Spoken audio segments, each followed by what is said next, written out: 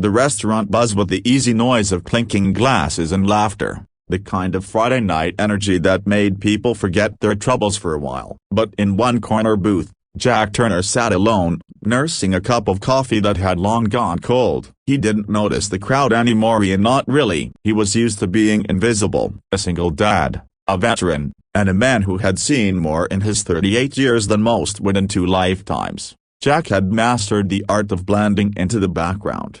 But all of that changed in an instant. The front door swung open, and 2 men walked in. Their presence was electrico-confident, cocky, and demanding attention. Both wore black belts tied around their waists, their GI tops hanging loose like trophies. They weren't dressed for dinner, they were dressed for intimidation. Their eyes scanned the room, sharp and predatory, until they landed on a woman sitting at the bar. She wasn't just any woman. Elena Brooks, CEO of one of the city's fastest rising tech companies, a name whispered in business circles with equal parts admiration and jealousy. Her tailored blazer and polished presence stood out in the casual crowd, but she wasn't trying to shine, she was just there to unwind after a grueling week.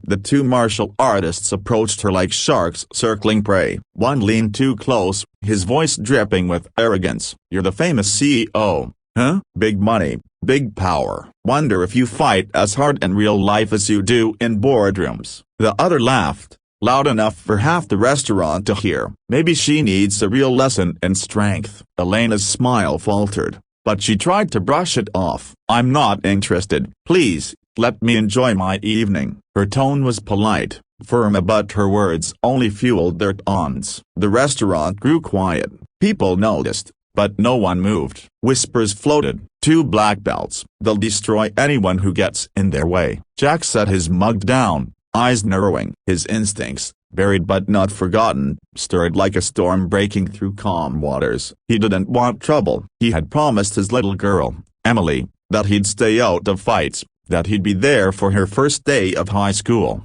her graduation, all the milestones his own father had missed. But some things couldn't be ignored. When one of the men reached out, brushing Elena's arm despite her sharp pull away, Jack's chair scraped against the floor. The sound cut through the silence like a blade. "Hey." His voice was quiet, steady. All eyes turned. The black belts smirked. "What's this? Grandpa wants to play hero?" Jack stood slowly, his worn leather jacket shifting to reveal the edge of ink on his forearm. He rolled up his sleeve, not to flex, not to boast, but because he knew what came next required clarity. The tattoo emerged, an insignia etched into his skin years ago, sharp and unmistakable, the emblem of a military corps so feared, so respected, that even hardened men stopped cold when they saw it. And they did. The laughter died. The black belts froze mid-grin, their bravado cracking. Whispers rippled through the bar. "Is that a question mark?" "That's a special forces unit." Jack's gaze was steady, not aggressive but unwavering. "She asked you to leave her alone." "That's the only warning you'll get." For a long beat, the restaurant held its breath. The 2 martial artists glanced at each other, their confidence wavering in the face of something deeper than skill or experience. They could break boards, win trophies, and shout kias in front of crowds, but they had never faced the kind of silence Jack carried in his eyes, the silence of a man who had walked through war and come back with scars no one could see.